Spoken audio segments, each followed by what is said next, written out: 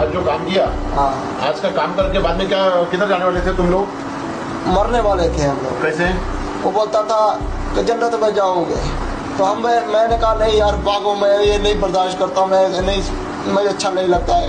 हाँ, मैंने कहा भागो यार, मैं नहीं रह सकता इधर। नहीं ठीक है, लेकिन अभी ये जो कितना शूट किया तुमने? पता नहीं, कितने गोलियां उड़ाया? पता नहीं, दो ढाई मैगजीन था। हाँ, हाँ, ढाई मैगजीन में कितने लोगों को मारा? पता नहीं है, बस ऐसे चलाते रहे, बस चलाते रहे। किसको मारने के लिए बताया था? हाँ, किसको मारने के लिए बताया था? लोगों को। लोगों को यानी कि स्पेसिफिक ऐसा किसका नाम बताया था क्या? नहीं इसको ही मारो, इधर जाओ, ऐसा करो? नहीं नहीं।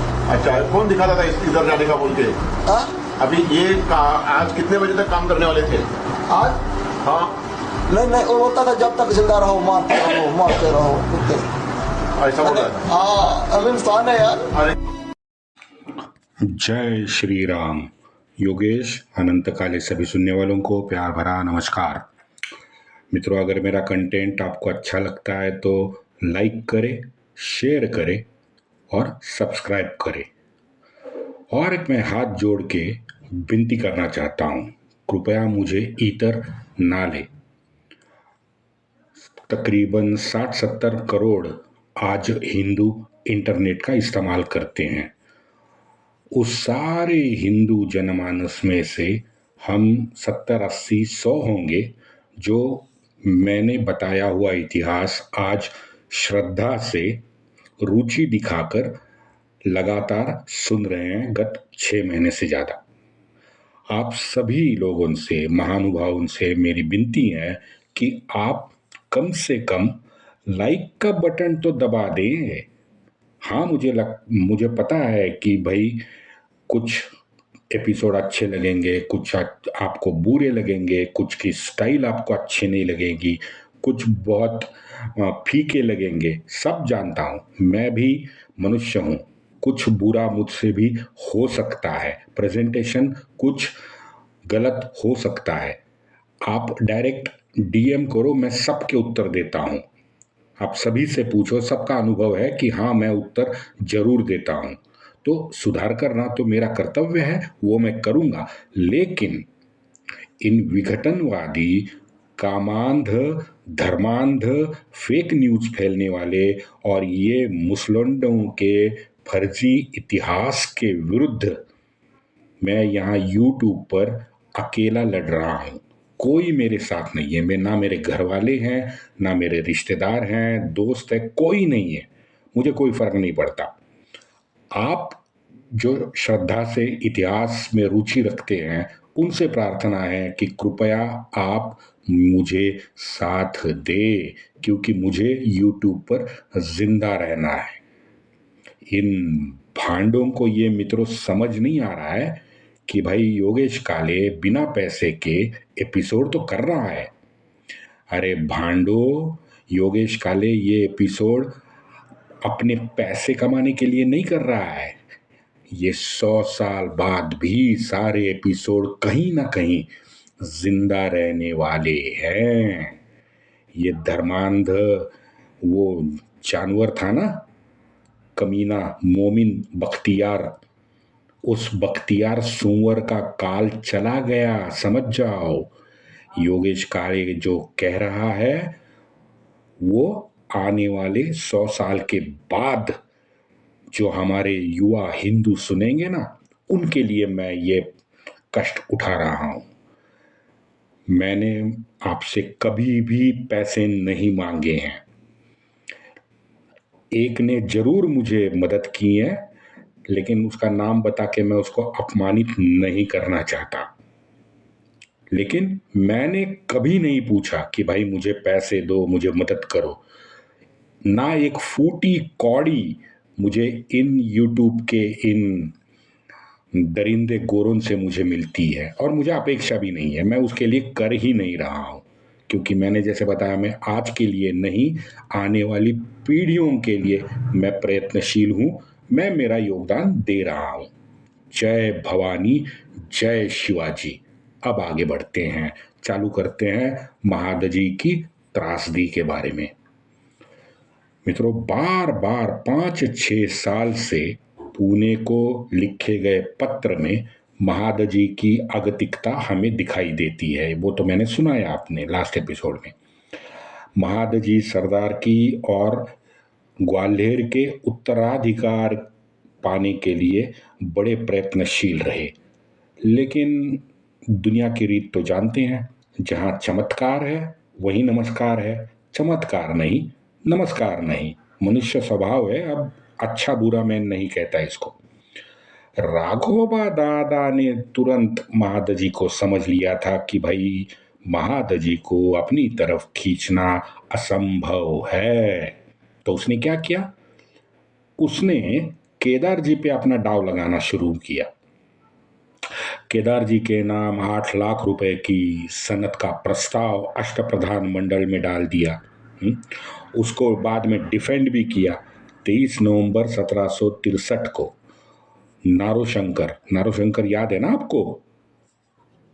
वो दिल्ली का किलेदार जिसे बनाया था, बस वही नारोशंकर। अब ये नारोशंकर का एक आप्त था, परिवार वाला कोई वो था, नजदीक वाला। उसका नाम था अच्युतराव गणेश। अच्युतराव गणेश को दादा ने परस्पर बिना माधवराव को पूछे शिंदे की दीवानी दे दी, यानी प्रधान बना दिया, ताकि दादा शिंदे घराने में ग्वालियर में भीतर से कुठाराघात करे। इसके लिए उसको बनाया। अब माधवराव जैसे पुणे आया, उसने देखा तो माधवराव भड़क गए। उसने तुरंत उसी दिन दूसरी सनद बनाई और वो महादजी के नाम कर दी। सनद पर मित्रों तारीख है 15 दिसंबर 1763। यानी पहले दादा ने केदार जी को सनद का प्रस्ताव भेजा, लेकिन उसको नामंजूर करते हुए माधवराव ने 15 दिसंबर को महादजी के नाम सरदार की कर दी। यानी आप ये समझ लो कि पेशवाओं में के घर पे जो आग लगी थी ना, उसकी दाहकता अब बाहर ग्वालियर में शिंदे के घर में भी दादा की कृपा से पहुंच गई थी। अच्छा, उसमें और एक थोड़ा सा पेच देखिए। अब ये दादा का आदमी था चिंतो विट्ठल, ये तो हम अब जान लगे हैं, लेकिन चिंतो विट्ठल के बिना महादजी का पत्ता भी नहीं हिलता था। बताइए, महादजी पड़ा पेशवा पक्षी, तो चिंतो विट्ठल था घोर पेशवा विरोधी। अब महादजी चिंतो विट्ठल पे पूरी तरह से आज निर्भर था 63-64 में। गत एपिसोड में मैंने बताया था कि अपना कौन पराया कौन ये समझने की स्थिति में भी महादजी नहीं थे। बताओ, दादा ने फिर अगले साल यानी 1764 में और एक कांड किया। शिंदे की प्रधान की शिंदे का जो दीवान था वो मैंने बताया कि चिंतो विट्ठल को दे दिया था। अब 64 में उसने चिंतो के भाई मोरो विट्ठल को ये काम सौंपा दिया। ये होता है मित्रों दो सत्ता केंद्र का परिणाम। माधवराव कुछ अलग कह रहे हैं, दादा कुछ अलग कह रहे हैं। खैर, हमें तो नया नहीं है भारतीयों को, क्योंकि 2004 से 2014 तक का नंगा नाच हमने देखा है ना। अच्छा, गंगाधर पंत चंद्रचूड़ को हम नहीं भूल सकते। गंगाधर पंत का दादा को एक आया हुआ पत्र है। महादजी बाबा को आने के लिए पत्र भेजे गए हैं, परंतु वो नहीं आए। सखूबाई यहाँ पे आ गई हैं। वो आई तो पाटिल बाबा तुरंत 2 दिन में यहाँ पुणे में हाजिर हो गए। सखूबाई के मर्जी के अनुसार मानाजी शिंदे यानी साबाजी शिंदे के पोते मानाजी शिंदे को सरदार की बहाल कर दी गई है और महादजी गोविंद काकीड़े को शिंदे सल्तनत का दीवान नियुक्त करने की सनद भी हमने दे दी है। 4,000 की सरदार की महादजी को हम दे रहे थे, लेकिन उसे ठुकराकर वो पुणे से चले गए हैं। ये गंगाधर पंत का मित्रों 25 अक्टूबर 1764 का पत्र है। बस आप खेल देखते जाइए कि कबाड़ बनाना क्या होता है, इसका ये उत्तम उदाहरण है। सखूबाई का एक पत्र है, उसका एक वाक्य बड़ा सूचक है। सखूबाई उस पत्र में कहती हैं, दासीचे दास्यत्व करावे लागत आहे। दासी का दास्यत्व स्वीकारना पड़ रहा है। ये उसके मन में खल है ना, खल रहा है उसको मन में सखूबाई के। कौन दासी? चीमाबाई, महादजी शिंदे की माताजी। उसको तो ये दासी बुलाते थे क्योंकि वो खांडा रानी थी, उसकी शादी पहले ही तलवार से कर दी गई थी, तो वो दासी बन गई। मैं आप सोच देखो, उस वक्त के लोग, उस वक्त नहीं, ये तो मनुष्य स्वभाव है, बस वो मैं दिखा रहा हूं। इसका सीधा मतलब है मित्रों, खांडा रानी चीमाबाई की सेवा सखूबाई को पूरी तरह से अमान्य थी। पता नहीं यार, ये राघोबा दादा महादजी को नीचे दिखाने में क्यों लगा था और उसको बर्बाद करने में क्यों तुला हुआ था। शायद महादजी और माधवराव की ये जो नजदीकियां थी वो राघोबा दादा को बड़ा असहज कर रही थी, क्योंकि महादजी शिंदे की प्रतिभा दादा भी जान चुका था। खैर, मानाजी शिंदे को सरदार की मिली तो महादजी शिंदे और तिल मिलाए, तुरंत बिना दादा को बताए पुणे से ठेठ वो माड़वा चले गए। उस वक्त अशीरगढ़ के किलेदार को दादा ने तुरंत पत्र लिखा। पत्र क्या लिखा? आदेश दिया है। अशीरगढ़ के किलेदार को महादजी शिंदे के पारिपत्य करने का आदेश दादा ने उस पत्र में दिया है। ये जो द्वेष भावना दादा की थी वो कितने निचले स्तर पर, घिनौने स्तर पर चली गई थी, देख लो। हिंदवी स्वराज्य में राणोजी पुत्र महादजी का पारिपत्य कौन करेगा? एक मराठा सरदार करेगा। सचमुच घोर कलयुग आया था। आप क्या बोले, कितनी गालियां दे, सभी तो अपने हैं। हाँ, चलो आगे बढ़ते हैं। रात का दिन करो, कुछ भी करो, चाहे जो करो, पाटिल बाबा तापी पार नहीं जाने चाहिए, ये स्पष्ट आदेश राघोबा दादा ने अशीरगढ़ के किलेदार को दिया है। आगे दादा कहता है, एक क्षण की सुस्ती दिखाना घातक होगा। क्यों होगा? मैंने बताया ना कि महादजी की प्रतिभा शायद दादा जानता था, इसलिए उसको ये वाक्य लिखना पड़ रहा है पत्र में अपने कि एक क्षण की सुस्ती दिखाना भी घातक होगा। तुरंत आप तापी पार ना करने दो महादजी को और उसका पारिपत्य वहीं कर डालो। होळकरों को आज्ञा पत्र भेजे गए हैं। अब होळकरों को आज्ञा पत्र दे, कुछ भी करे, होळकरों को कोई फर्क तो पड़ने वाला नहीं था, क्योंकि मल्हार बाग के सामने सबकी पैंटें गीली होती थी। लेकिन ये हमें पता चलता है कि दादा का मन अब पूरा का पूरा विष से भरा हुआ था, ये तो पता चलता है। महादजी खैर इन सब को दरकिनार करके उज्जैनी तो पहुंच ही गए। 2 जून के कोटा दफ्तर में ये हकीकत वकील ने लिखी है, लेकिन वकील ने महादजी को उस वक्त गंभीर बीमार भी बताया है। अब ये समझ नहीं आता कि गंभीर बीमार यानी पता नहीं फ्लू हुआ था या कुछ, क्योंकि अपंग तो थे लेकिन वो उभर के आए थे बीमारी से, लेकिन उसी पांव को कुछ अगर हुआ हो तो वकील ने तो कुछ बताया नहीं है। आगे बढ़ते हैं। महादजी के लिए अब ये बात उसके आत्मसम्मान की लड़ाई बन चुकी थी। तुरंत महादजी उत्तर में वसूली करने निकल पड़े। सन 1766 में जब माधवराव ने दादा को उत्तर की ओर भेजा है ना, तो उसमें महादजी दादा की सेवा में हाजिर हमको दिखते हैं। मैंने उसका इतिहास आपको बताया है। तो भाई 2 साल पहले आप दोनों में जो हुआ वो क्या था? मित्रों, ये दादा की सोच है ना, गंदी सोच, गंध भरी सोच।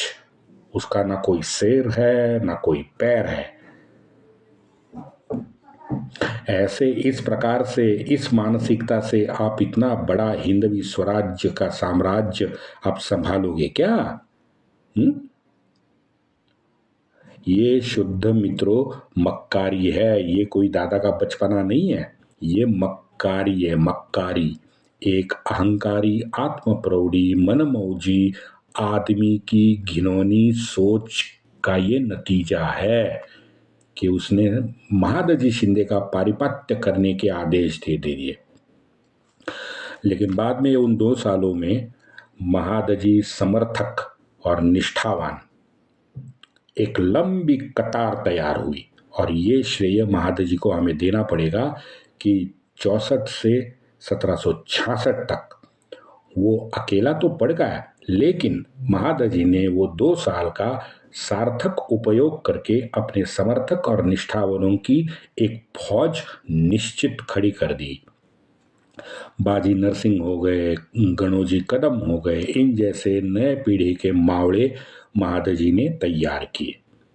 अब ये दोनों जो नौजवान थे, उनके कंधों पर उनके पूर्वजों के विरासत का कोई बोझा ही नहीं था। अब और एक उदाहरण देता हूँ। ये खानजी जाधव करके, एक खानाजी जाधव करके एक था। ये तो 17 साल का युवक था 1766 में, और गत 4 साल से ये महादजी की सेवा में था। बताइए कितना निष्ठावंत ये था। उस खानाजी जाधव को महादजी ने उत्तर की ओर टैक्स कलेक्शन के लिए भेज दिया। आप विश्वास देखिए, महादजी शिंदे ने खानाजी जाधव पर विश्वास जताया। 7 जून 1767 का ये वार्तांकन है कि भाई बाजीराव नरसिंह ने पत्र भेजा कि उस पत्र के तहत केदार जी को सरदार की बहाल कर दी गई है। किसने की? राघवा दादा ने। दादा साहब ने अच्युतराव गणेश को दीवानी की वस्त्रें भी प्रदान की। इस सारी जो पत्रें हैं, जो वार्तांकन है ना, वो एक ही बात दर्शाती है, ये न केन प्रकारेण महादजी को सरदार की से दूर रखने की जद्दोजहद दादा पूरी शिद्दत से कर रहा था, है ना। कितना द्वेष था ना दादा के मन में माधवराव और महादजी और ये नाना फडणवीस, ये 5-6 लोग हैं उनके प्रति, दर्शाता है ये पत्रों में। खैर, महादजी ये जो आग दादा ने लगाई थी ना, उस आग से सही सलामत बाहर निकल आए हैं। 4 अगस्त 1764 को केदार जी का एक पत्र है जो उसने दादा को लिखा था। केदार जी की भाषा देखिए, ये युवा था बिल्कुल, और ये महादजी, ये तुकोजी शिंदे के पुत्र थे और महादजी शिंदे के भतीजे थे। केदार जी दादा को लिखते हैं, आपका स्वागत है। आप यहाँ पधारने के बाद सुचारू रूप से पूरा बंदोबस्त होगा। अब किसके लिए क्या, वो विषय ये पत्र में नहीं है। हम समझ सकते हैं कि कोई अभियान होगा छोटा मोटा, उसके बारे में ये बात कर रहे हैं। आपका स्वागत है, यानी आपका यहाँ, मेरे यहाँ स्वागत है। यहाँ आप पधारने के बाद ही सुचारू रूप से बंदोबस्त होगा। तीर्थ रूप नाना सौ। अब नाना सौ यानी मल्हार महादजी शिंदे को ये तीर्थरूप नाना कह रहा है, बिकॉज वो पिता की तरह ही चाचा का स्थान होता रहा है। तीर्थरूप नाना सो। अब ये सो जो है ना, ये मराठी का साहब के लिए लिखा हुआ एक शब्द गढ़ा गया है, बाद में गढ़ा गया, 300-400 साल पहले ये शब्द मौजूद नहीं था मराठी इसमें भाषा में। लेकिन हाँ चलो, तीर्थरूप नाना सो यही है। हम उनके आज्ञा के बिना कुछ करने में अक्षम है। अब इससे ज्यादा कान के नीचे केदार जी क्या बजा सकता है दादा के, बताइए। सीधा मुंह पे कह रहा है कि हाँ आप यहाँ पधारो, कोई दिक्कत नहीं है, बंदोबस्त वगैरह सब जो आप चाहोगे सब होगा, लेकिन नाना यानी महादजी शिंदे के आज्ञा के बिना हम कुछ भी करने में अक्षम हैं। उनकी आज्ञा के अनुसार ही यहाँ सब होगा। कृपया तीर्थरूप और हम जैसे सेवकों का द्वैतार्थ ना माने। और उसमें से मैं जो कह रहा हूं और जो महादजी कह रहे हैं ना, उसमें दो अर्थ कृपया ना निकालें। सब आपके ही सेवक हैं, लेकिन हम जो महादजी कहेंगे वही हम मानेंगे, ये तो तय है। जो महादजी कहेंगे वही हम करेंगे। ये केदार जी का दादा को डायरेक्ट मैसेज था। महादजी वहां थे नहीं, महादजी उज्जैनी थे। दादा ने आग बबूला होकर धमकी भरा पत्र महादजी को लिखा, आप सत्वर यहां हाजिर हो, यानी पुणे में हाजिर हो। आपके आने के बाद योग्य सरंजाम यानी आपकी योग्य व्यवस्था कर दी जाएगी, लेकिन अगर आप यहां नहीं आए तो आप समझ ले कि सरदारी फौज रास्ते पर ही है। क्या मतलब निकलता है इसका भाई? आगे दादा लिखता है, साहूकार से घर जब्ती भी संभव है, यानी दादा के इशारे पे साहूकार घर जब्ती करेगा।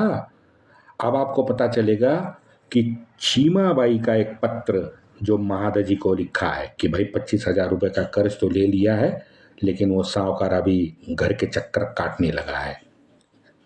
अब पता चला कि ये सब दादा का षड्यंत्र था।